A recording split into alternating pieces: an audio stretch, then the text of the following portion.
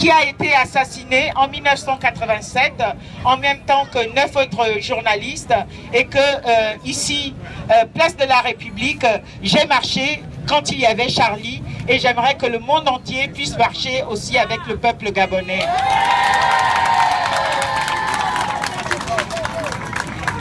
Je voulais aussi vous dire qu'au niveau de la communauté internationale, en tant que porte-parole du président Ping et conseillère spéciale de Guy Zubadama, qui lui a apporté son soutien, je voulais dire que au niveau de la communauté internationale, les choses sont en train de bouger. C'est-à-dire, les observateurs sur place ont dit que l'élection présidentielle ne s'est pas bien passée. Et au niveau de l'Union européenne, pour la première fois de l'histoire du Gabon, la personne qui est en charge de la diplomatie s'est alignée sur ce qu'ont dit les observateurs. Et pour la première fois dans l'histoire du Gabon, les États-Unis de Barack Obama se sont alignés sur la position de l'Union européenne.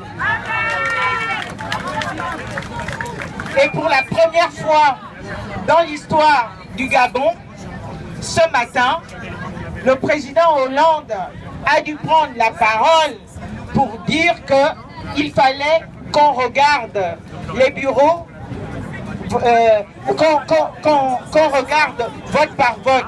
Mais ça ne suffit pas. Ça ne suffit pas. Parce qu'il n'y a pas, ça ne suffit pas, tout simplement, parce que si vous regardez bien, ce sont les symboles de l'injustice qui ont brûlé au Gabon. L'Assemblée nationale, le palais de justice, Mbolo, c'est-à-dire que ce sont tous les symboles des nantis et de l'injustice et de l'insécurité sociale qui ont brûlé au Gabon. Désormais, on ne dira plus bête comme un Gabonais, on dira résistant comme un Gabonais. Voilà. Nous sommes, on veut faire passer le peuple gabonais pour des criminels, pour des bandits. Non, nous nous battons place de la République et c'est la liberté qui guide nos pas. C'est l'alternance démocratique qui guide nos pas. En ce moment, c'est notre 1789 à nous. C'est notre commune de Paris à nous. C'est notre libération de Paris à nous. Nous demandons simplement à être respectés comme tous les peuples du monde. Merci. Mais quel honneur. Sur cette thématique qui n'est pas la thématique prévue, il y a une seule, et j'ai dit non à 10 personnes, donc je le dis à haute voix, je dirai non à toutes les autres personnes, qui va prendre la parole 1 minute. Ensuite, on enchaîne sur les sujets qui sont la thématique qu'on avait prévue aujourd'hui, qui sont les nouvelles formes de faire de la politique, et notamment de défendre la terre, de défendre nos droits. Restez là, restez avec nous. Bonsoir à tous. L'hymne de votre pays, le Gabon, c'est la concorde. Et ce soir, toute l'Afrique est en concorde avec le Gabon. Et je vous prie d'applaudir très fort pour cette jeunesse gabonaise qui est venue à la place de la République prouver et démontrer à l'Afrique qu'on peut appeler François Hollande. On peut appeler, comme jadis, Nicolas Sarkozy. Mais désormais, il faut appeler les Africains pour régler les problèmes des Africains. Il n'y a pas de communauté internationale. Mes amis, arrêtons les illusions. Il y a une communauté pour les riches, les nantis, l'impérialisme, et il y a une communauté internationale pour les faibles. Cette communauté internationale, il faut la construire. Et quand le Camerounais parle au Gabonais, il faut qu'on s'écoute. Quand le Congolais parle au Guinéen, il faut qu'on s'écoute. Quand l'Ivoirien parle au Sénégalais, il faut qu'on s'écoute. Si Libreville a été créé par des esclaves libérés, ce soir, il faut le dire, le Gabon va être libéré par ses fils. Il n'y a que le Gabon qui peut se libérer de cela. Chers amis, Hilarion Nguema, qui est un grand Africain, avait chanté « Tout l'espoir que j'avais, je commence à le perdre ». Et puis Pierre Akenenge, qui est encore un plus grand Africain encore, a dit « Liberté, liberté, Awana Africa ». Et je vous dis ce soir, l'Afrique ne peut se libérer que par elle-même, que par ses fils. On n'a pas besoin de Hollande, d'Hérault ou de Sarkozy, parce que quand ils arrivent, on regrette après. Désormais, prenons en charge l'Afrique, que le Gabonais protège le Camerounais, que le Camerounais protège le Sénégalais et que l'Ivoirien protège le Congolais. Parce que des Ali Bongo, il y en aura en Afrique si nous ne vous levons pas tous. Parce qu'à côté, Obiangema prépare son fils, à côté, Sassou prépare son fils. Et chez moi, au Cameroun, j'ai un président qui a 84 ans. Oui, 84 ans. Et ça fait 50 ans qu'il est là, que Paul Biya est là. Ça fait 34 ans qu'il est président. Ce n'est plus normal que l'Afrique accepte cela et attende François Hollande. Libérons-nous, Africains. Merci. Et chantons la concorde gabonaise tous ensemble. Pour terminer, s'il vous plaît. Allons-y. Unis dans la concorde et la fraternité. Éveille-toi, Gabon, une aurore se lève, encourage l'ardeur, qui vibre nous soulève. C'est enfin notre essor vers la félicité. C'est enfin notre essor vers la félicité. Éblouissons de fiers, le jour sublime monte, pourchassant à jamais. L'injustice et la honte qui montent monde encore, étreignent nos alarmes, qui promènent la vertu, et observent les armes, unis dans la concorde et à fraternité. Éveille-toi, Gabon, une aurore se lève, encourage l'ardeur, qui vibre nous soulève. C'est enfin notre essor vers la félicité. C'est enfin notre essor vers la félicité. Tout le monde avec le C'est un Gabon. bonheur de vous avoir eu. Je peux juste un apport sur ce que j'ai entendu. très parce sale que vous moment avez de leur été géniaux. histoire. On a dit le Gabon il va être libéré par ses fils. Ici on a appris un truc, c'est à féminiser aussi notre propos. Je suis sûr qu'il va être aussi libéré par ses filles. Et les filles, vous avez été géniales. Et c'est un bonheur de vous avoir. C'est une fille qui va modérer l'AG. Elle est juste derrière moi. Gaëlle, t'es où? Je vais te passer le micro. Je te laisse présenter le sujet. J'ai un rêve, c'est que vous partiez pas. C'est que vous restiez et qu'on partage nos luttes. Et que les choses pour lesquelles on est là debout tous les jours, on les partage aussi avec vous. C'est un bonheur de vous avoir eu. Eux, ils sont trop déterminés pour rester assis. Hein. Bonsoir. Bonsoir. Bonsoir. Ricky. Bonsoir. C'est bon? On est en train de fêter la rentrée de Nuit debout. Et évidemment, vous êtes les bienvenus, ça c'est évident. Et en fait, ce soir, on organise une soirée spéciale à thème sur les zones à défendre, les ZAD et les grands projets inutiles et imposés, les GP2I. On va avoir plusieurs intervenants. Il y a quelqu'un qui va nous parler de la déchetterie d'Ivry, il y a quelqu'un d'autre qui va nous parler du projet à Gonesse.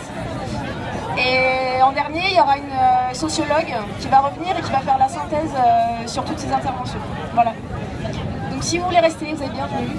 Si ça vous intéresse, c'est sur... Plus fort. Équipe. On a fini ici.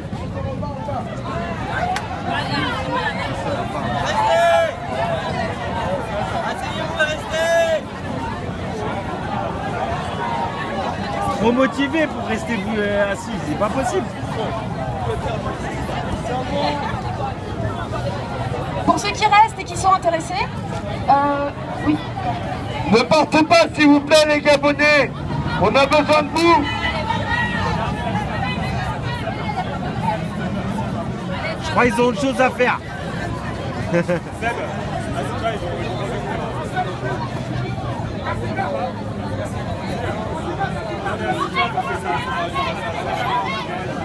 Avec plaisir. Asseyez-vous s'il vous plaît. Si vous voulez rester.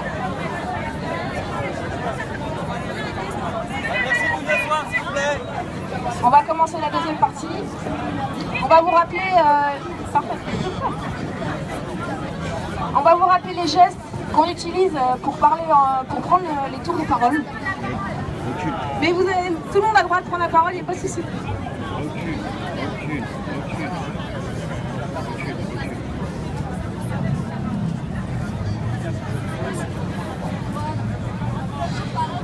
On me dit que pour les Gabonais et ceux qui veulent continuer à parler du Gabon, vous êtes toujours les bienvenus sur la place. Il y a une tente bleue là-bas et vous êtes les bienvenus et vous pouvez évidemment rester sur la place avec plaisir. Avec plaisir.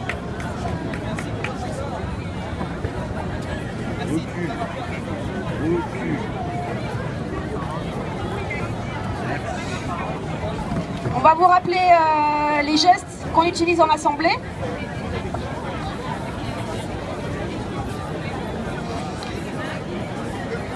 Alors pour dire qu'on est d'accord, c'est comme ça, je suis même marionnée. Pour dire qu'on est opposition radicale, c'est-à-dire qu'on n'est pas du tout d'accord avec une idée, c'est comme ça. Il faut avoir une contre-proposition en cas de désaccord, de désapprobation radicale. Il ne s'agit pas juste de s'opposer, mais d'avoir un dialogue constructif. Merci. Si on veut prendre la parole, il y aura des modérateurs, il y aura moi, il y aura Adrien, il y aura David aussi là-bas. Et si vous voulez parler, ce sera chacun son tour. Et voilà. Et pour faire des bisous, c'est comme ça. Il y a des priorités dans la modération. Juste un mot, il y a la cantine qui s'installera là dans une petite heure. Et donc pour tous ceux qui veulent continuer à discuter sur le Gabon, on vous propose de vous prêter aussi la tente qui est là pour qu'il puisse y avoir des cercles de discussion qui continuent. Ça peut se faire n'importe où sur la place, vous êtes les bienvenus. Et mon rêve c'est que vous restiez avec nous discuter aussi de ZAD, mais je leur rends la parole. Il y a donc un cercle de discussion qui s'organise là-bas sur les sujets qu'on traitait à l'instant sur le Gabon. On aurait dû les laisser encore. Oui, là on va parler des grands projets inutiles. Mais en fait il y a une liaison avec le Gabon. Ce qui s'est passé au Gabon, c'est depuis 50 ans, c'est que l'impérialisme français et la France-Afrique, avec Total notamment, a mis en colonisation le Gabon. Et en fait, un certain nombre de grands projets inutiles en Afrique, on les appelle pas les grands projets inutiles, comme à Notre-Dame-des-Landes, on les appelle les éléphants blancs. Mais c'est la même chose, c'est-à-dire qu'on a construit des trucs inutiles contre les peuples et pour simplement le profit des dirigeants. Et c'est ça le lien entre ce que nous allons discuter maintenant et ce que vous vivez aujourd'hui. C'est le même type d'entreprise. Total, Bouygues, Vinci, Bolloré qui agit et en France et en Afrique. On a les mêmes ennemis. Par ce qu'on appelle la France-Afrique, c'est-à-dire les 3 E, l'état-major, les entreprises et l'Élysée. Et ça, je crois qu'il faut comprendre la nature profonde de la liaison entre les luttes qui se passent ici et ce qui se passe en Afrique. C'est le même ennemi. Merci.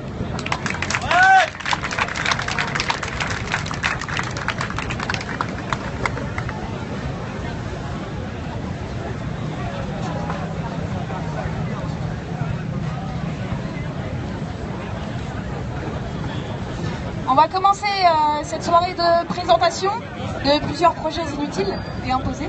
Oui, c'est sûr, c'est Par, certains Français, le projet certains de Gonesse. Français qui gouvernent, qui vont gouverner et qui, du Et coup, je vous demande, s'il vous plaît, de vous asseoir parce qu'il y a plein de gens derrière en fait qui ne vous voient pas, parce qu'ils ont été élus par, qui peuvent pas nous entendre. peut-être 30, Donc si vous voulez vous asseoir. 25% voilà. des gens. Et je rappellerai une dernière règle de modération, c'est priorité aux femmes et aux gens qui n'ont pas encore parlé. 0,9% Voilà. des Gabonais sont à la rue depuis juillet 2016, ce qui est très important.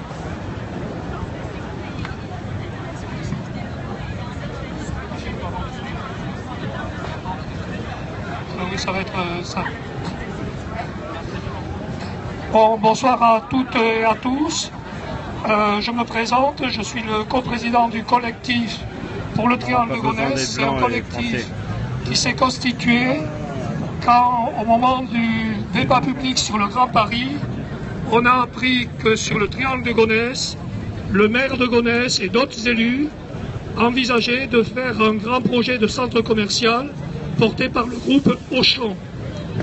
Ce triangle de Gonesse, qui se trouve entre les deux aéroports, l'aéroport de Roissy et l'aéroport du Bourget, est considéré par certains comme le triangle d'or sur lequel on peut faire du fric.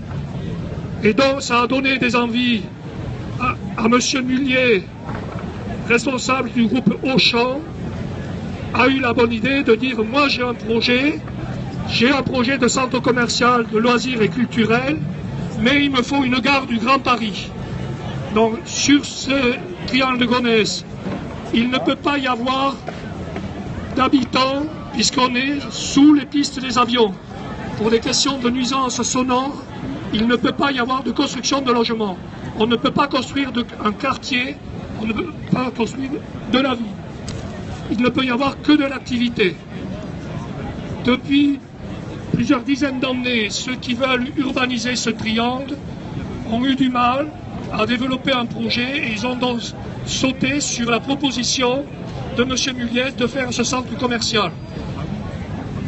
Centre commercial qui se cache derrière un centre de loisirs qui voudrait concurrencer Euro Disney. Mais c'est quand même 250 000 m² de surface commerciale. Ce sera le plus grand centre commercial de France et certainement même d'Europe, qui détruit les terres les plus riches que l'on a en Europe.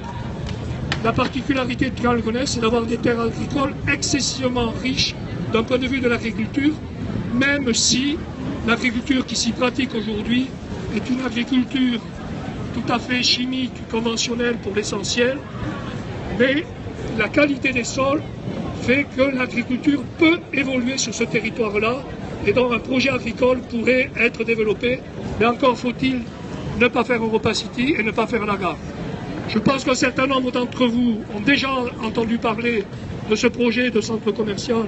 Ils pourront éventuellement poser des questions.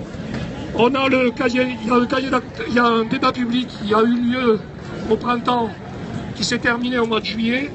Il y a le cahier d'acteurs, dont vous pouvez, ceux qui sont intéressés, en prendre connaissance. Et surtout, il y a Marion qui tient une liste. Ceux qui veulent être au courant, on a besoin, même si on est dans les tout débuts de ce projet, on a besoin d'avoir le maximum de contacts.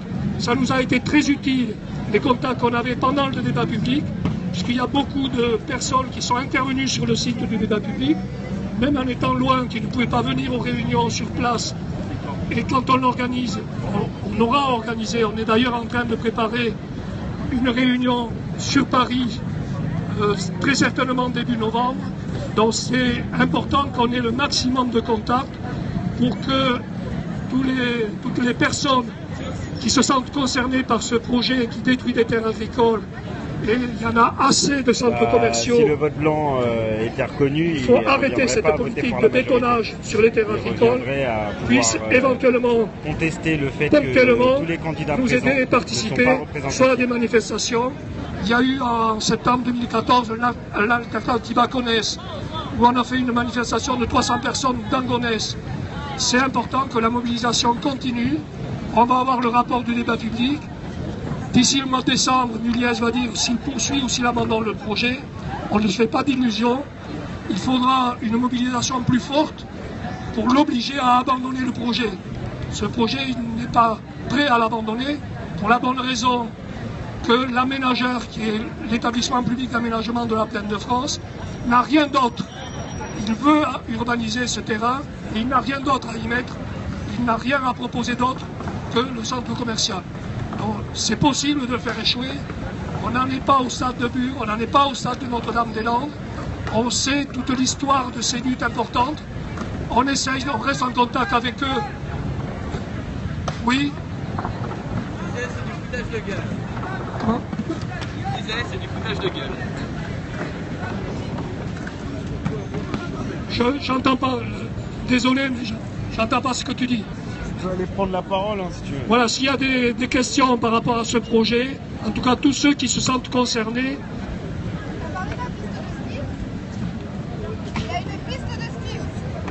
Au niveau de la partie loisirs, j'ai parlé de la partie commerce, La partie loisirs, Auchan, juste avant le débat public, s'est allié avec le groupe chinois Vanda. C'est une façon pour lui de pénétrer le marché européen pour le centre de loisirs. C'est l'impérialisme chinois qui s'installe en France, comme l'impérialisme chinois accapare les terres agricoles dans l'Indre. C'est une façon aussi de pénétrer pour les parcs de loisirs.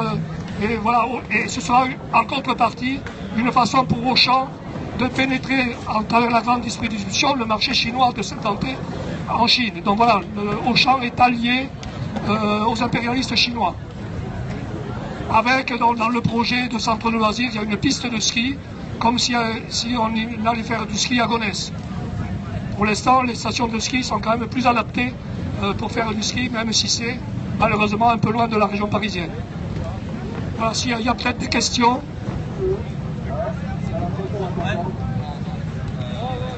Je vais prendre les tours de parole. Si vous avez des questions à poser sur ce projet spécifiquement de Gonesse, allez-y. Vous pouvez lever la main et je vous inscris. Bah alors ?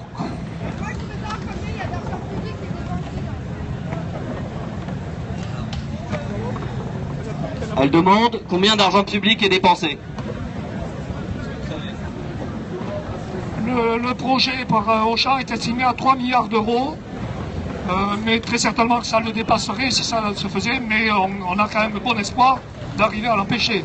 Mais il prévoit un investissement de 3 milliards d'euros, ce qui explique que le maire Jean-Pierre Blasi, PS de Gonesse, soit effectivement porteur également de ce projet, vu l'importance financière qu'il y a derrière. Mais Auchan cherche, là il le fait avec le groupe chinois, il cherche d'autres investisseurs, il ne compte pas lui investir les 3 milliards à lui tout seul, il cherche d'autres investisseurs. Alors au niveau de l'argent public, il y a bien évidemment la gare du Grand Paris qui est sur le triangle de Gonesse, avec le détour, on estime à peu près à 5 km le détour qui est fait pour desservir le triangle de Gonesse. Mais il y a aussi comme équipement de transport le barreau ferré, c'est une liaison entre les deux RER B et D. On estime qu'il y a plus des aménagements routiers, qu'il y a au moins 1 milliard d'euros d'investissement public pour que ce projet arrive à fonctionner et très certainement à amener une saturation ingérable sur l'autoroute A1 pour accéder à Roissy. Sur la question de l'emploi aussi, parce qu'on est à la relance de Nuit debout et là aussi il y a un vrai lien entre les GPI, ces grands projets inutiles, et l'emploi. À savoir qu'aujourd'hui le mythe à la création d'emplois et à la promesse d'emploi fait qu'on a noté quelque chose d'assez intéressant qui est oui, l'environnement c'est important et on est tous conscients, mais en même temps on a besoin d'emploi. Et tant qu'on aura en face de nous des élus et des promoteurs de ces projets à la con qui promettre des emplois sans qu'il y ait aucune analyse et aucune étude aussi de ce que sont ces emplois-là en termes de précarité, en termes d'exploitation, etc. On se fera balader toujours, surtout dans des secteurs comme ça. Donc c'est important aussi de pouvoir expliquer quel emploi on veut, quel type d'emploi, quels sont les emplois utiles à la société, et notamment dans ces secteurs de banlieue. Voilà. Au début, on a eu la promesse de 11 800 emplois, il y a eu... Si un certain nombre d'acteurs ne s'étaient pas battus pour faire des comptes études et savoir qu'est-ce qui allait être détruit en termes d'emploi dans le commerce existant, etc. On aurait, voilà, aujourd'hui les chiffres ils ont été revus à minima de la moitié et même nous, nos propres études, nos propres estimations, on estime qu'on est très très loin des 11 800 et avec l'évolution du numérique, les destructions d'emplois, etc. On serait plutôt les ratios qu'on compare dans d'autres sites existants. Franchement, s'il y a 500 emplois, ça sera le grand maximum, quoi. Donc, en solde net, en fait. Donc, voilà. Mais aujourd'hui, voilà, il faut faire attention parce que là aussi, on est toujours sous prétexte d'emploi, on peut faire n'importe quoi. Mais voilà, c'est quand ça les arrange, les emplois. Quand il faut en détruire parce que ça coûte trop cher, ben, là, on y va parce qu'il y a du profit. Et quand il faut faire passer des projets, on promet des emplois, mais quels emplois? Et ils font promettre aux entrepreneurs autour dans tous ces secteurs qui pourront venir dans les galeries commerciales et qu'ils auront des prix, etc. Donc on voit bien qu'aujourd'hui dans les galeries commerciales, les seuls acteurs qui peuvent se maintenir et avoir un rapport de force avec des gens comme Imauchan, qui est le promoteur immobilier de Auchan, c'est des grands franchisés. Aujourd'hui, vous avez plus, enfin, c'est très rare dans les galeries commerciales qu'il y ait encore des commerçants indépendants. Donc il y a tout ça qui se cache derrière ce projet-là. Et puis c'est une société de consommation à outrance avec, on l'a vu, beaucoup de tentatives d'aspiration des Chinois. Voilà. Donc la question c'est, ce projet-là il est super intéressant parce qu'il touche à tout ce qu'on ne veut pas en fait comme société, sur la question de l'emploi, sur la question du commerce, sur la question du loisir, sur la question de la culture, sur la question des transports, sur tout un tas de choses. Donc je continue à faire circuler la feuille de contact. La feuille de contact c'est juste pour que vous puissiez laisser votre mail si jamais il y a des infos, des choses un peu clés qui se passent, que vous soyez au courant. On ne spamme pas, mais c'est important que vous soyez inscrits. Oui, ça ne sera pas plus d'un message par mois, hein, vraiment.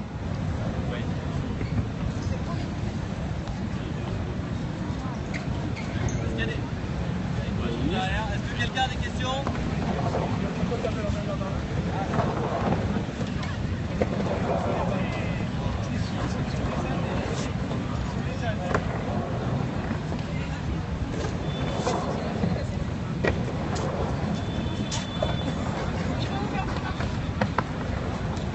Oui, donc moi je suis arrivée en cours de route, j'habite dans le coin et je sais que le problème aussi c'est que la population autour ne se mobilise pas trop et quand les élus proposent des emplois, les gens croient que ce sont des emplois locaux alors qu'ils comptabilisent dans les emplois les gens qui vont construire le projet et qui seront du genre d'une part des emplois pour une courte durée et qui ne seront surtout pas des gens locaux. Donc cette question d'emplois locaux est une question qui se pose depuis 30 ans, depuis qu'existe l'aéroport de Roissy, où les élus qui sont autour de Roissy font miroiter aux habitants qui sont autour que plus on va développer Roissy, mieux leur situation va s'améliorer. C'est le contraire qui se passe. Roissy est un équipement d'intérêt régional, voire national, mais qui a des retombées et qui a un intérêt effectivement pour l'ensemble du pays. Mais les retombées, les nuisances, elles, sont strictement locales.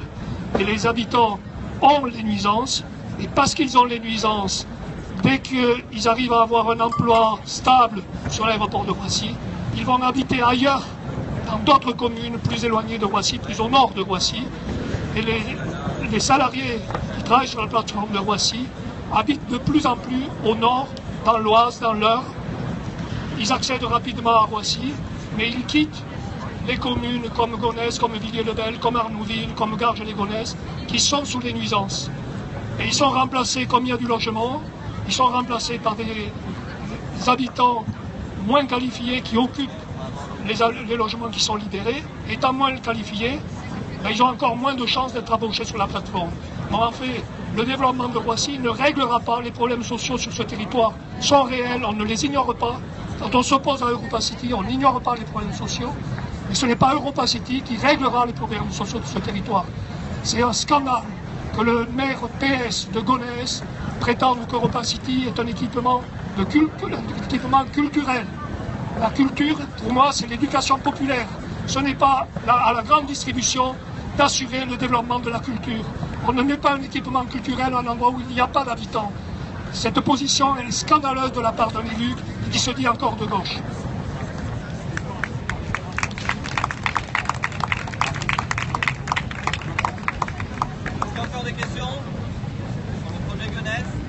Donc tenez-vous prêts, très certainement, on est en train de préparer, on n'a pas encore de salle ni de date, mais très certainement début novembre, dans la période où Auchan aura décidé de poursuivre l'amendement du projet, on essaye d'organiser une initiative la plus large possible sur Paris ou très proche de Paris. Donc là, on aura besoin qu'il y ait le plus de monde possible à cette réunion qu'on organisera très certainement début novembre pour faire pression sur la décision de Auchan, même si on n'a aucune illusion, mais pour montrer qu'on va lui pourrir la vie sur ce projet-là jusqu'à ce qu'il l'abandonne. Merci.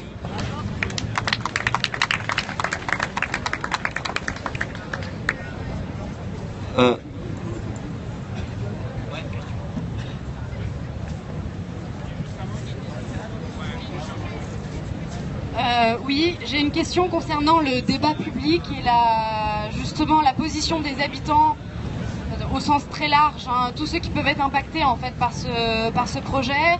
J'ai entendu parler qu'il y avait eu des espèces de réunions de concertation qui ont plus eu un poids de communication plus qu'un poids vraiment de participation, de contribution des habitants à la programmation du site.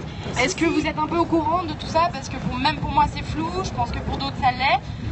Est-ce qu'il y a vraiment eu des espèces d'ateliers qui permettraient de développer un programme cohérent sur ce site-là ou pas? Ou est-ce que vraiment ce qu'on a vu c'est purement de la communication, on a fait venir les gens, on leur a juste posé le projet en bas. Et moi en tout cas ça me permettrait de m'assurer que je veux lutter avec vous et que ça a bien été du baratin jusqu'au bout. Voilà. Alors sur cette question de concertation, il y a eu dans un premier temps une concertation organisée par l'aménageur, c'est-à-dire l'établissement public d'aménagement de la Plaine de France. Concertation scandaleuse pour un équipement public, pour un projet de cette importance-là, et dont la concertation ne portait pas strictement sur Europacity, mais portait sur l'ensemble de la ZAC du Triangle Gonesse. La ZAC du Triangle Gonesse, c'est 300 hectares, Europacity en occupe 80.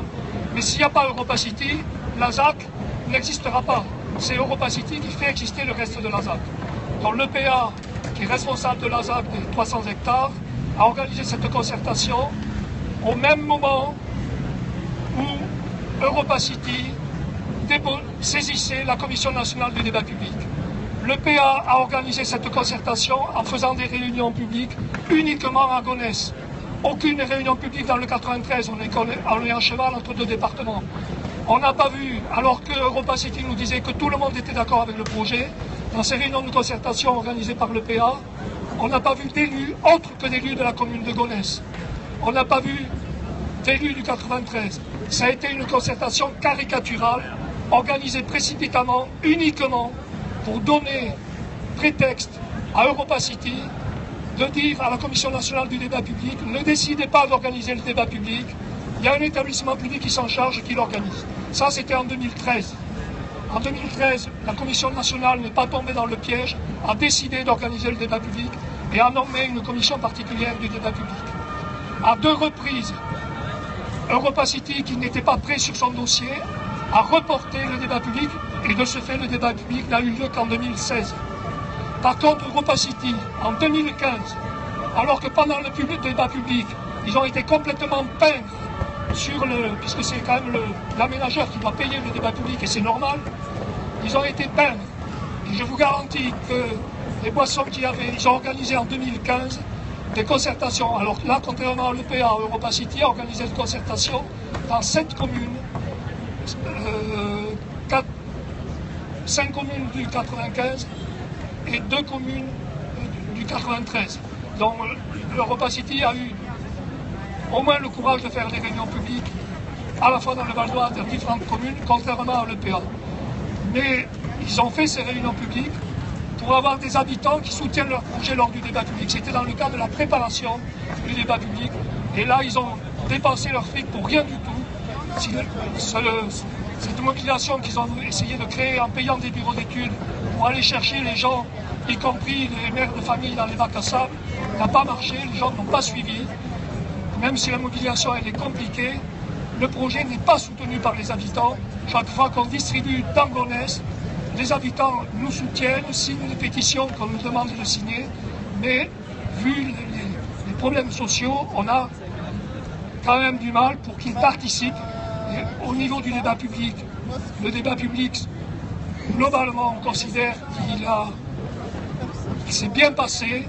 On a pu s'exprimer et critiquer le projet. Je pense qu'on a apporté un certain nombre de coups au projet, y compris on a eu des interventions auxquelles on ne s'attendait pas.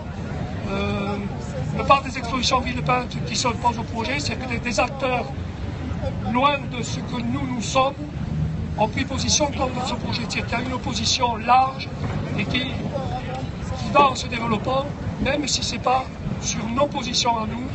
C'est un projet qui n'est pas le bienvenu sur le territoire. Il faut savoir que ce projet régional Bon, j'arrête là, j'espère avoir répondu sur la concertation. Par contre, il faudra qu'on arrive, et là on aura besoin de tous ceux qui sont là, à élaborer un projet alternatif et faire participer et discuter sur un projet alternatif pour le triangle de Gonesse et pour le territoire, sans Europa City, mais il faut faire échouer Europa City et il faut faire échouer la gare du triangle de Gonesse du Grand Paris. Merci beaucoup. C'était la dernière question sur ce sujet, parce que je pense qu'on a vraiment bien creusé. On pourra y revenir éventuellement plus tard avec notre intervenante qui les interpellera sur des questions plus spécifiques. Pour le moment, on passe le micro sur la cantine. Bonsoir à tous et à toutes. Donc je vais me représenter rapidement. Stéphane de la cantine avec Thiago et d'autres personnes. On est en train de remonter la cantine. On aurait besoin de monde pour faire de la récup, de denrées alimentaires, notamment vegan, vu que la cantine est passée à 100% vegan. Après, je sais que tout le monde n'est pas d'accord, mais c'est un choix. C'est un choix qui peut s'expliquer pour diverses raisons. Tout d'abord, par simplicité de préparation. En faisant du vegan, ça permet de pouvoir servir tout le monde sans devoir commencer à s'amuser, à devoir calculer à prévoir des sandwichs par exemple sans porc pour les personnes qui ne mangent pas de porc, prévoir des plats sans viande pour ceux qui ne mangent pas de viande. Donc on essaye ça. Je ne sais pas si sur la durée on va le tenir. A priori, il y a une majorité de personnes qui le souhaitent. On verra bien. Je n'ai pas à rentrer dans le débat là ce soir. Là, notre priorité, là, c'est vraiment avoir du monde pour faire de la récup. On a besoin aussi de dons alimentaires, comme d'habitude. On a besoin de mains pour venir nous aider à la préparation, à l'installation, au débarrassage aussi. Donc n'hésitez pas à venir nous voir. Si je ne suis pas là, il y aura Thiago qui sera là. Donc n'hésitez pas à venir nous voir, à prendre contact. Et sinon, même si vous avez possibilité, si vous avez un marché à côté de chez vous, ou que vous avez le temps ou la possibilité de faire de la récup à la fin du marché, faites-le. Je pense que je ne me trompe pas, j'espère du moins, on essaiera de faire en sorte qu'au moins l'un des habitués, des anciens de la commission cantine debout ou de la commission vegan ou des personnes qui sont habituées, on va dire, à être à la cantine, soit là à 16h30 ou plus tard, de manière à pouvoir réceptionner la marchandise que des personnes auraient pu récupérer sur des marchés ou des magasins qui se situent peu de chez eux. Maintenant, si d'autres personnes veulent se joindre pour monter une équipe spécifique pour faire la récup, n'hésitez pas à venir nous voir. Et si vous avez des suggestions aussi pour faire ces récup, n'hésitez pas. Donc on se trouve sur la page bleue qui est juste là. J'invite toutes les personnes intéressées ou même qui auraient des questions à venir nous voir. Merci d'avance. Un autre point technique, vous le savez, depuis le 31 mars, dans le cadre des commissions structurelles et qui sont nécessaires à la vie sur la place, on s'est donné pour mission, et c'est un vrai devoir, de maintenir la sérénité. Donc on appelle sérénité la commission, donc vous voyez les gens avec le petit bandeau là. On a toujours besoin de gens pour venir aider. C'est pas une sécurité privée, on n'est pas la police, on n'est pas une milice, et c'est pas des gens qui veulent se battre, c'est des gens qui se sentent aptes, parce que suffisamment sereins, à ramener la sérénité en cas de conflit ou de zone plus difficile. Si vous voulez nous aider, on a vraiment besoin de 3, 4, 5 personnes ce soir notamment. Il suffit d'aller ici au Barnum et la personne en charge de la sérénité va juger en son âme et conscience qui vous juge suffisamment serein pour rejoindre l'équipe et venir avec nous autour de la place. Ça se passe d'autant plus particulièrement bien qu'on est à la rentrée, donc vous n'allez pas vivre des moments difficiles a priori. Je prends peu de risques en vous disant ça. Le Barnum là, la commission s'appelle Sérénité. On a des besoins tous les jours. Si ce soir vous pouvez pas, vous pouvez aussi juste aller dire je suis disponible demain ou après-demain. Et on essaye de faire tourner des slots horaires entre 19h30, 21h et 21h minuit, qui est la fin de l'occupation de la place. Je vous souhaite une super AG et pas trop de points techniques. On va laisser la parole à Romain, qui va donc nous parler de l'incinérateur d'Ivry. Bonsoir à tous. Alors moi je veux vous présenter ce grand projet inutile qui est la reconstruction de l'incinérateur d'Ivry. Alors vous le savez peut-être pas, il y a un incinérateur à la porte d'Ivry, vous pouvez le voir depuis le périph' pour ceux qui l'empruntent. Ça brûle aujourd'hui les déchets de Paris et de 15 villes en tout. Ça brûle 700 000 tonnes de déchets par an. Et ils ont prévu de le reconstruire. Ce projet, il va être reconstruit pour un coût total de 2 milliards d'euros. C'est colossal quand on sait que Notre-Dame-des-Landes, dont vous avez tous entendu parler, c'est environ, je crois, si je dis pas de bêtises, 340 millions. Ça vous donne un petit peu, 340 millions, 2 milliards. Ce projet, aujourd'hui, il y a des plans alternatifs pour éviter cette reconstruction. Parce qu'il y a d'autres incinérateurs en Ile-de-France qui ne tournent pas en pleine capacité et qu'on pourrait faire tourner à plus grande capacité. Surtout aujourd'hui, on est dans une démarche de réduction des déchets. Quand on regarde le volume des déchets, il baisse d'année en année. C'est une conjoncture, voilà, ça baisse tout le temps. Et il y a de plus en plus de villes qui s'engagent dans la réduction des déchets. Vous avez peut-être entendu parler de l'exemple de San Francisco. San Francisco a atteint le zéro déchet. C'est-à-dire que tous les déchets qu'ils produisent sont soit compostés, soit recyclés. La Finlande, aujourd'hui, recycle 99% de ses déchets. Il y a des villes comme Cologne et Milan qui ont bientôt atteint le zéro déchet. Pour vous donner un exemple, Paris recycle 14% de ses déchets. La moyenne française est à 41%. Donc il y a un énorme progrès à faire. Malgré tout, il y a un engagement là-dedans. La ville de Paris a décidé de faire voter un plan zéro déchet qui a été présenté cette année. Et il y a des mesures qui sont passées dans la loi de transition énergétique l'année dernière pour faire trier les biodéchets à la source, donc tout ce qui est déchets compostables, pour faire composter tous ces déchets-là, pour trier plus de déchets, pour relancer le tri. Donc aujourd'hui, il y a des associations comme le collectif 3R, comme Zero Waste France, qui proposent un plan alternatif à la reconstruction de cet incinérateur, qui disent qu'il suffit d'investir dans la prévention des déchets et le recyclage pour l'éviter. Cet incinérateur, c'est un équipement qui est extrêmement polluant. Je ne vais pas vous sortir les chiffres des pollutions, mais il y a plus de 2000 particules et 2000 polluants qui sont émis.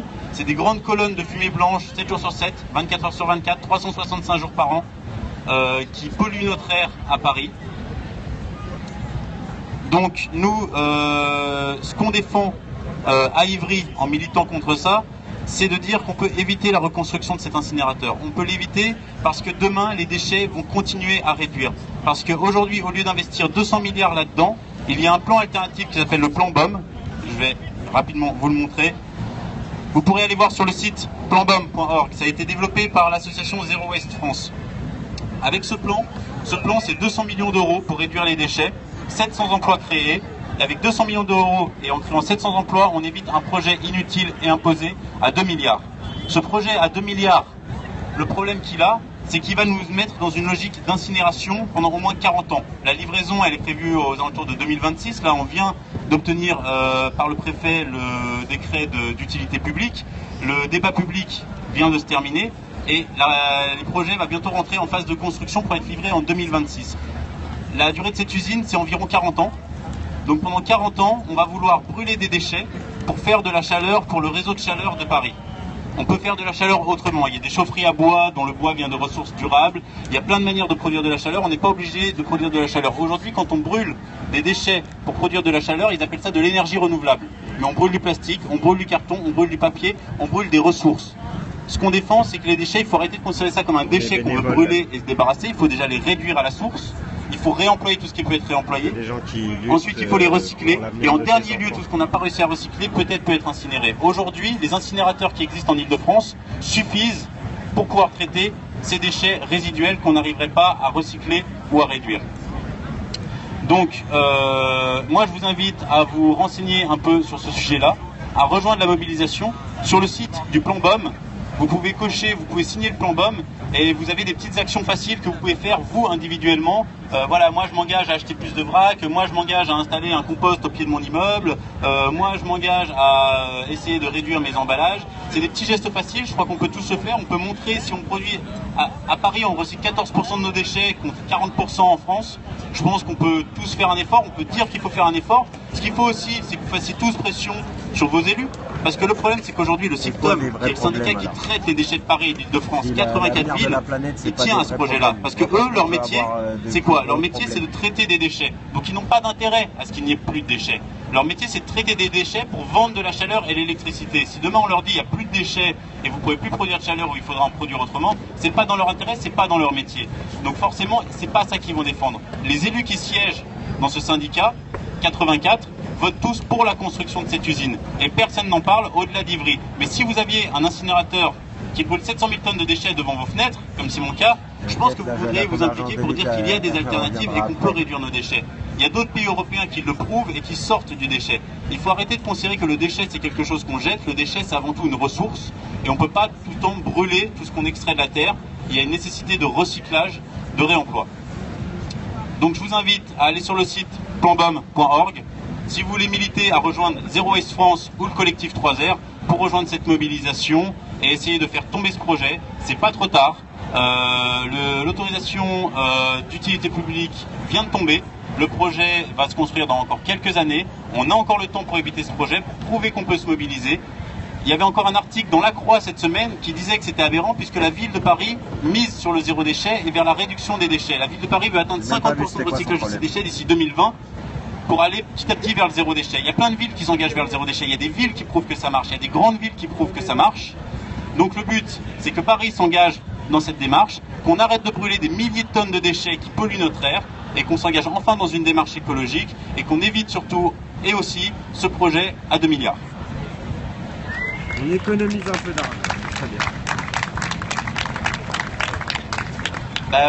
Moi je vais prendre... Donc Sab, tu voulais intervenir sur cette question. Hein. N'oubliez pas que Gaël, qui est derrière moi, et moi-même, donc on prend les tours de parole. Levez la main. Bonsoir, moi je vais me présenter quand même, je suis Sébastien de Nuit debout sans logis. Alors tu parlais, excuse-moi, on va s'écarter un petit peu, tu parlais d'écologie. Alors moi je vais te parler d'écologie un petit peu au niveau de la nature humaine. La nature des arbres au niveau de Brocéliande. Est-ce que tu as été à Brocéliande? Je ne pense pas, je t'ai pas vu. Je suis désolé de te dire ça. À Brocéliande, en fait, c'était un campement écologique qui s'est produit. Où ce campement, en fait, on a intervenu, en fait, une interdiction de fumer à l'intérieur, de boire, de jeter des canettes, de 100% écolo. Sur Paris, excuse-moi de te dire ça, mais sur Paris, essaye de me trouver quelqu'un qui est capable de pouvoir te dire ma canette, excuse-moi, mais je vais la jeter dans la poubelle à côté. Moi, sur République, je n'en ai pas vu à aucun. Je suis désolé de te dire ça. Alors, quand tu parles d'écologie, excuse-moi, écologie, oui, mais l'écologie de tout simplement le bitume, c'est inadmissible. Parce que l'écologie dans le bitume, s'il te plaît. Non mais attends. Moi, pour moi, l'écologie sur Paris, tu ne pourras pas le créer tant qu'il y aura du bitume. J'ai connu Place de la République à l'époque. Alors, tu avais ce côté-là qui était 100% bitume. Parce que tout simplement, c'était une place. Et de l'autre côté, là-bas, derrière la statue, c'était quoi? C'était un espace vert pour les enfants, pour pouvoir s'amuser. C'était de la verdure. C'était de l'écologie. Mais où est-ce qu'elle est passée l'écologie sur Paris? Excuse-moi, trouve-moi un parc écolo sur Paris, à part les grands voisins. À part, on va parler d'autres coins qui peuvent être capables d'être écolos. On nous interdit, suite à la pollution qui augmente d'année en année, suite à la semaine dernière que j'ai bien vécu la bonne canicule parisienne. Attends. Ouais. Mais elle est où ta question? Après. Moi derrière l'écologie sur Paris, qu'est-ce que tu penses du chose? Qu'est-ce que tu penses des choses entre la verdure de la population province et la verdure de la population parisienne? Est-ce que tu peux créer au moins une écologie à part les grands voisins? Moi j'ai envie de te répondre que je pense qu'il y a plusieurs écologies, il y a plusieurs natures. Aujourd'hui on a des campagnes qui sont vertes, qui sont complètement polluées aux pesticides. On a de l'écologie urbaine avec des bâtiments qui sont à énergie positive.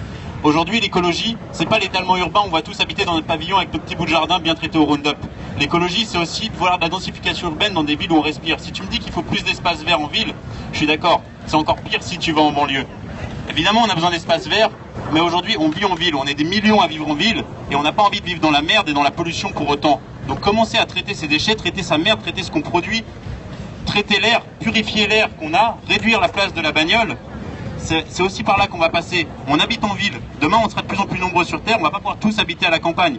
Si moi j'ai envie d'habiter dans une super petite cabane dans les bois, d'être autosuffisant et d'avoir mon potager, c'est génial, et j'espère qu'un jour j'aurai cette vie-là. Aujourd'hui je vis en ville, et j'ai quand même envie de pouvoir respirer tranquillement, et que ma ville ne croule pas sous les déchets, et de ne pas respirer les déchets qui brûlent à côté de chez moi. Est-ce qu'il y a des questions?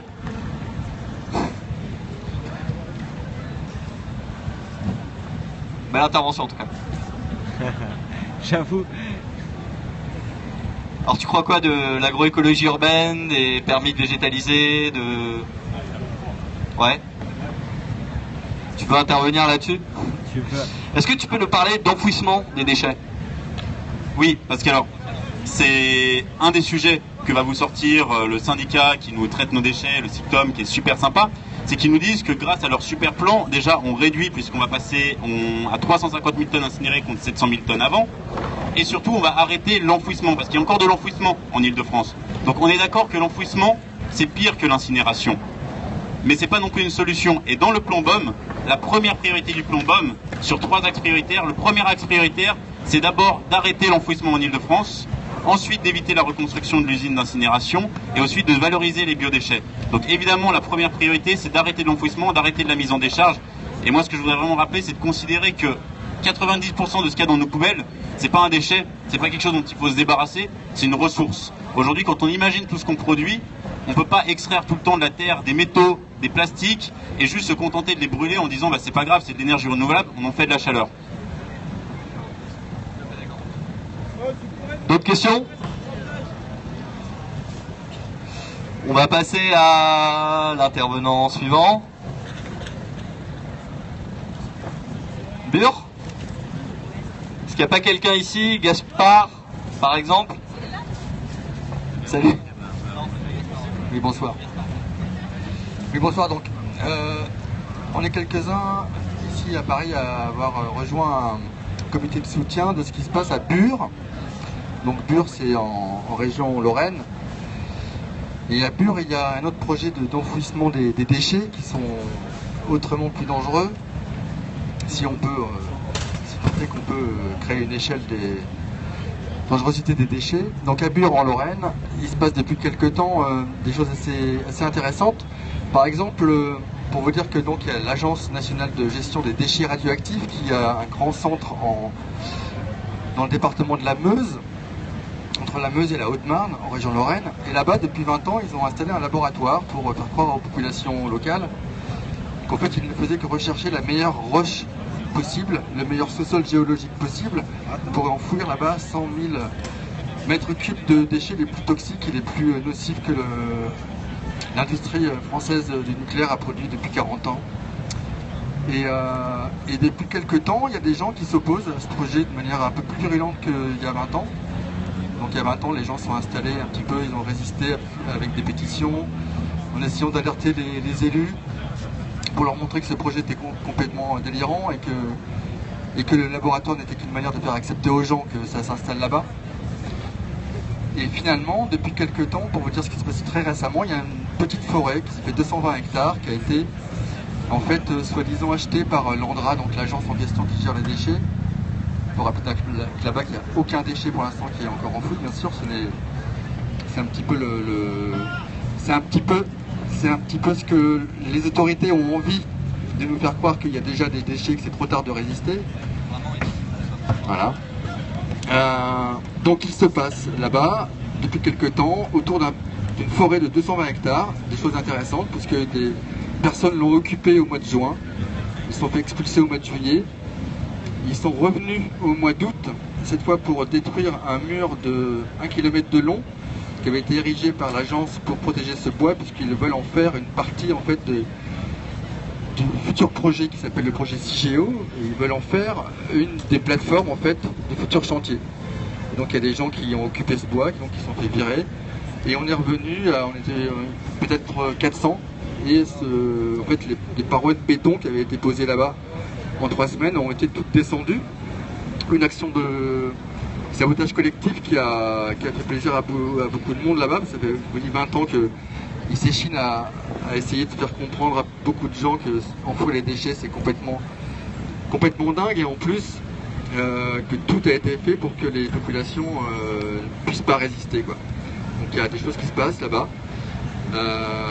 Il y a pas mal d'informations qui ont été apportées là-bas par des personnes qui sont sur place depuis pas mal de temps, des brochures, des explications et pas mal de rendez-vous. Alors je sais pas s'il y a des copains qui peuvent venir aussi nous parler des... T'avais pas des dates toi à donner, hein?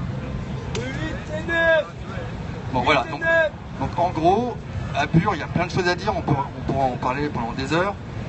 L'enjeu c'est évidemment de bloquer la filière nucléaire, parce que l'idée c'est pas de rentrer dans des débats techniques pour savoir s'il faut ou pas enfouir, à quelle profondeur, dans quel type de roche. L'idée c'est d'arrêter d'en produire et se battre contre la poubelle radioactive de Bure, c'est se battre contre le nucléaire tout simplement. Et donc c'est pour ça qu'il y a pas mal d'organisations là-bas comme Sortir du nucléaire qui ont une aura médiatique assez connue, mais qui cachent des fois d'autres types de luttes, d'autres types d'organisations qui se mettent en place là-bas sur place en Lorraine. Donc moi je vous invite beaucoup à vous renseigner là-bas avec tout ce qu'on a pu déposer. Et puis d'intervenir pourquoi pas tout soir pour en savoir plus. Et vous rejoindre à Bure, parce que là-bas c'est vrai que c'est pas loin d'ici, c'est à 2h ou 2h30. Ça serait pas mal d'ailleurs que les périscopeurs ne me filment pas aussi distinctement, s'il vous plaît. Non mais pour l'instant, je crois qu'on fait un petit tour de parole. Je vous dis qu'il y a pas mal de contacts là-bas qui peuvent être pris sur la table de presse, et on peut répondre à des questions un peu plus directes si vous voulez pour tout à l'heure. Mais l'idée c'est vraiment de faire une petite présentation de chaque projet qui mériterait une attention particulière et soutenue en ce moment. L'idée c'est pas de faire des hiérarchies de lutte, de savoir est-ce qu'il y a un territoire qui mérite plus que d'autres d'être défendu ou d'être réinvesti, je dirais. Mais c'est vrai qu'à Bure, il faut savoir qu'on se bat, les gens là-bas se battent pas simplement contre un projet d'enfouissement, mais se battent contre ce qu'il y a de plus, je dirais, féroce en France, c'est le nucléaire et l'État. Voilà, c'est les deux en même temps, et c'est vrai que l'intensité parfois est assez compliquée à gérer. Voilà. Il y a des gens sur place, il y a beaucoup de gens qui sont depuis très longtemps, ou au contraire qui sont depuis quelques temps, et il y a beaucoup de solidarité. Je vous invite vraiment à suivre ce qui se passe là-bas et à vous y rendre le plus tôt possible. Il y a beaucoup de rendez-vous, j'espère qu'on pourra y donner tout à l'heure, et en tout cas, encore une fois, l'info est là-bas.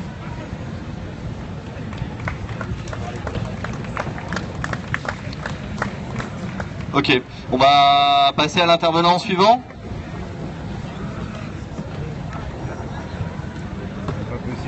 Poser des questions. De quoi, c'est nous? Est-ce que vous avez des questions sur Bure? Sur l'actualité, sur l'occupation, sur ce qui se passe là-bas? Avant qu'on passe à la prochaine intervention sur Dakota Pipeline. Vous voulez poser une question? Moi, j'aurais bien même déposé une question. Apparemment, les gens de Bure, ils n'ont pas envie de répondre. Je voulais juste faire un point. C'est d'accord pour que ça aille pas à Bure, mais où les mettre ces déchets radioactifs? Est-ce qu'il y a une bonne place dans le monde pour les mettre ces déchets radioactifs? D'accord pour qu'ils ne soient pas à Bure, mais ils iront où?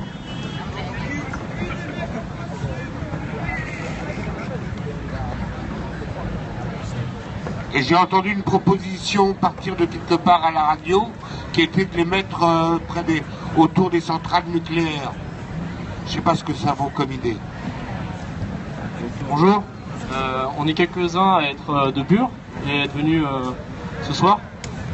Alors pour répondre à la question, il faut savoir qu'avant l'industrie nucléaire, ce qu'elle avait comme entre guillemets solution il y a 30 ans, c'était de balancer les déchets nucléaires dans l'océan.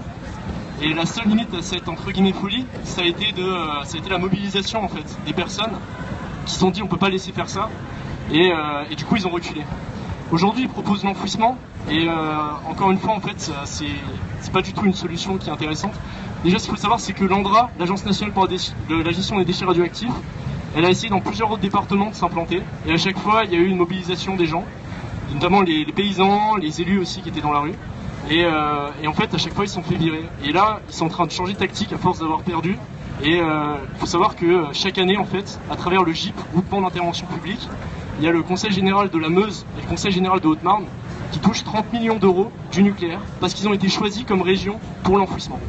Et ils ont aussi choisi une région qui est totalement dépeuplée, où il y a très peu d'habitants au kilomètre carré, 6 habitants, je crois, et habitantes.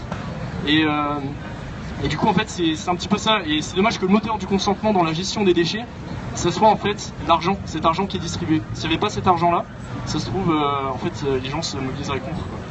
Et du coup, je suis un peu déstabilisé. Sinon, voilà.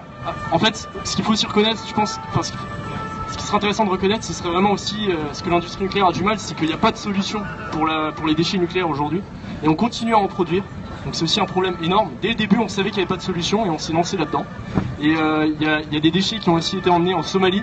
Donc alors qu'on va en chercher en Afrique l'uranium, on va en plus leur envoyer les déchets après. Donc c'est vraiment une gestion totalement ignoble. Et ça a été fait à travers la mafia italienne. Enfin, il y a vraiment des choses horribles. Donc il y a ça en fait qu'il faut que l'industrie nucléaire reconnaisse, c'est qu'il n'y a pas de solution. Il faut avoir le courage de reconnaître ça. Et après avoir arrêté d'en produire, parce qu'on ne sait pas, c'est de réfléchir ensemble qu'est-ce qu'on peut faire communément et honnêtement, et pas trouver une solution et balancer de l'argent comme moteur du consentement. Moi personnellement ça m'intéresse pas, quand on trouve une solution, de me dire t'inquiète, de toute façon je vais te payer derrière, tu vas être content, tu auras l'argent. Est-ce que nos vies, c'est ça aujourd'hui quoi. Nos vies c'est dès que tu as l'argent, c'est bon, tu te tais et tu dis rien. Et il y a aussi un autre truc, c'est que dans la région là-bas, il y a vraiment l'ANDRA, pareil, l'Agence nationale pour la gestion des déchets radioactifs, qui a pris possession des terres agricoles à travers la SAFER qui redistribue. Ce qui fait qu'en fait, il y a beaucoup d'agriculteurs qui n'osent pas se mobiliser contre le projet là, parce qu'à chaque fois après, il y a quelqu'un qui vient, qui s'appelle Emmanuel Hans, qui travaille à l'ANDRA et qui fait pression en disant mais on t'a vu la mobilisation là, si tu continues, on va te reprendre tes terres, on va les donner à un autre. Donc t'as intérêt à te calmer. Ou alors s'il y en a un qui travaille ou qui bosse dans l'ANDRA ou ces différentes entreprises, pareil, il y a cette pression là du licenciement, tout ça. Donc c'est vraiment des choses lourdes qui pèsent, et voilà. Et voilà, s'il y en a une autre personne qui veut parler. Je sais pas si j'ai répondu à la question. Une petite question.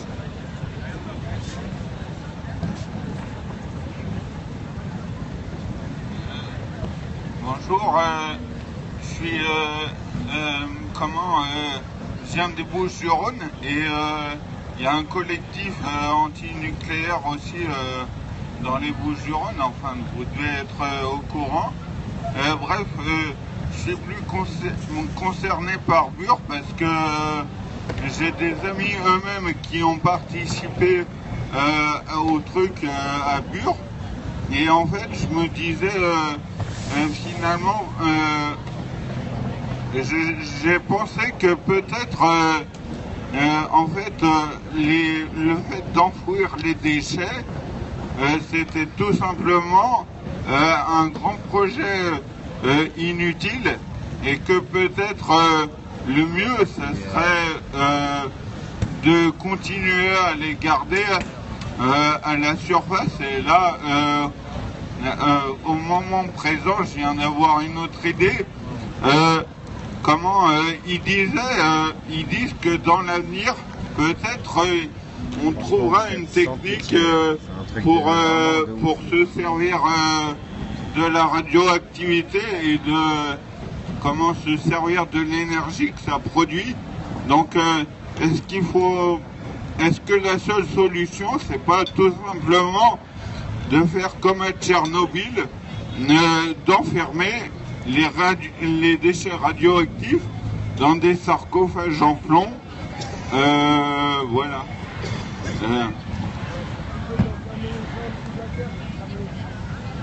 Ouais, je vais répondre parce qu'on essaye de diversifier les prises de parole pour être collectif en fait. Sur ce que tu dis, en fait, nous on a une réponse assez... Alors, quand je dis nous, c'est on essaye d'avoir une réponse un peu globale entre les personnes engagées à Bure, et concrètement, On ne veut pas essayer de rentrer dans cette logique et dans ce piège de dire on va essayer de définir une solution là où 70 ans d'industrie nucléaire n'ont produit que des mauvaises solutions en fait. Donc ça serait très aventureux de dire on a trouvé une alternative en fait. C'est pas aussi simple que ça. L'industrie nucléaire, c'est une fuite en avant dès son départ en fait. Et systématiquement, ça a été des mauvais choix faits dans l'urgence pour des nécessités économiques et dans une totale opacité. Et donc après ça, il est très difficile de revenir dans quelque chose qui serait de l'ordre de la bonne solution en fait au niveau du nucléaire. Et dire, est-ce qu'on... Clairement, nous, ce qu'on dit, c'est que tant que on trouve des solutions, et elles sont mauvaises pour le moment, celle de la mine d'Asseux où les déchets nucléaires irradient depuis 40 ans dans le sel parce qu'on a pensé que c'était une bonne idée de les mettre dans le sel mais qu'on n'arrive plus à les ressortir, et ben c'était une mauvaise idée en fait. Les jeter dans l'océan en face des côtes de Somalie, c'était une mauvaise idée, ça a foutu des leucémies aux Somaliens qui sont devenus pirates. Donc les pirates somaliens, c'est quand même intéressant de voir que ça a émergé à la suite d'un mauvais choix qui n'était pas un choix, hein, c'était vraiment un choix de facilité de balancer les trucs dans l'eau en fait. Et tout ça, c'est un enchaînement de choses comme ça. L'histoire du nucléaire, c'est qu'une longue suite de choix comme ça qui sont des choix contre les populations et en totale opacité. Donc nous, ce qu'on défend aujourd'hui, c'est qu'il faut stopper en fait. Il faut stopper et il n'y a que à partir du moment où on aura stoppé qu'on va commencer à se poser les bonnes questions. Parce qu'on ne va pas réagir dans l'urgence avec la nécessité aujourd'hui de démanteler les centrales en urgence parce qu'elles arrivent à échéance en fait. C'est ça le problème. C'est que les centrales doivent être démantelées et qu'on doit trouver une solution. Donc on s'est dit, allez, on va faire un trou de 500 mètres, on va tout mettre au fond. Sauf qu'il y a des nappes phréatiques, on n'a aucune idée des conséquences sur les nappes phréatiques. Et c'est ça la réalité des déchets nucléaires aujourd'hui. C'est qu'il faut arrêter d'en produire parce qu'on ne produit pas quelque chose qu'on ne sait pas gérer. C'est totalement dingue de produire quelque chose qu'on ne sait pas gérer en fait. Et donc il faut arrêter et à ce moment-là on trouvera peut-être des solutions en fait.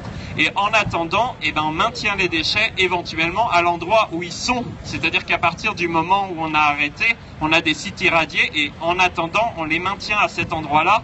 Et c'est sans doute là, parce que ça évite le transport qui est extrêmement dangereux aussi de transporter des déchets nucléaires. Ça a des conséquences sur l'environnement aussi. Donc on se pose les questions dans le sens inverse. On arrête et on trouve des solutions. Voilà.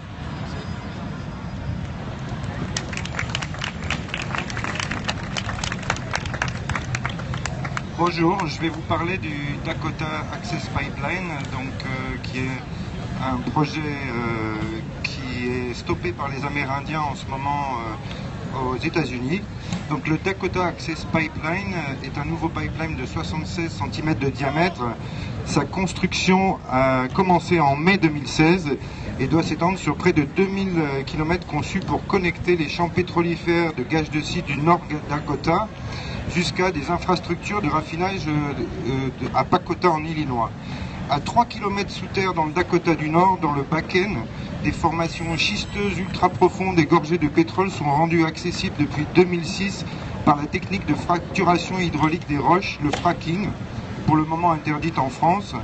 Moyennant l'injection à haute pression d'énormes quantités d'eau, de sable et de produits toxiques, le Bakken a transformé les Badlands du nord-ouest de l'État en Eldorado sur une superficie équivalente à 3 fois l'Île-de-France.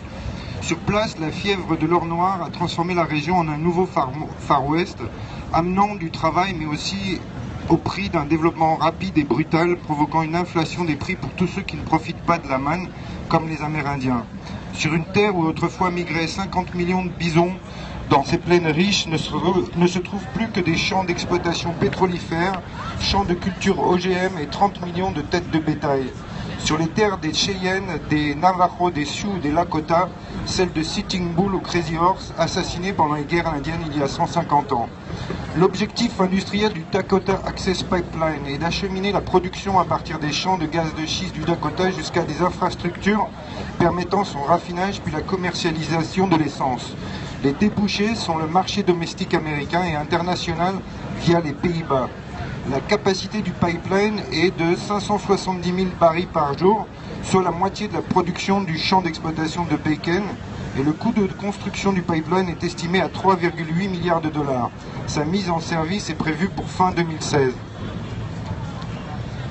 aux États-Unis, dès qu'un pipeline est mis en chantier, il finira par traverser une réserve indienne. C'est un gros problème car les Amérindiens, lassés de nombreux incidents d'acheminement et des conséquences écologiques, n'en veulent plus. Cet oléoduc, sur son trajet, passe au travers de 200 cours d'eau et une trentaine de sites archéologiques et culturels.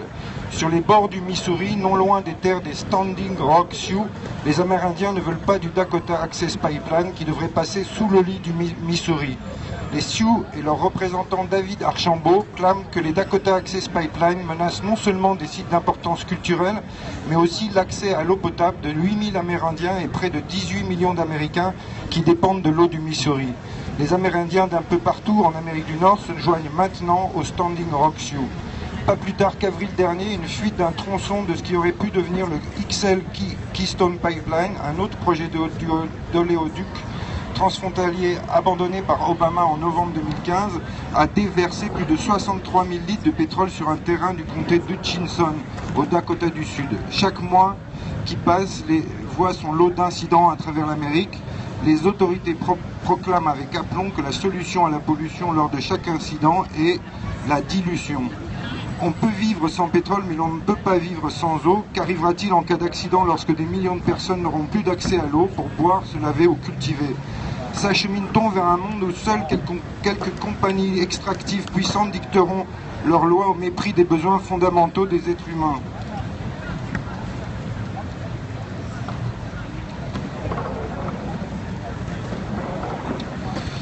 Pour les Amérindiens, la terre est sacrée et les êtres humains lui doivent un respect ainsi qu'à tout ce qui y vit. L'eau est indispensable aux êtres vivants, pas le pétrole. À ce titre, la lutte des Sioux du Nord Dakota et de leurs alliés amérindiens est exemplaire. Elle appelle les citoyens du monde à revenir à plus de bon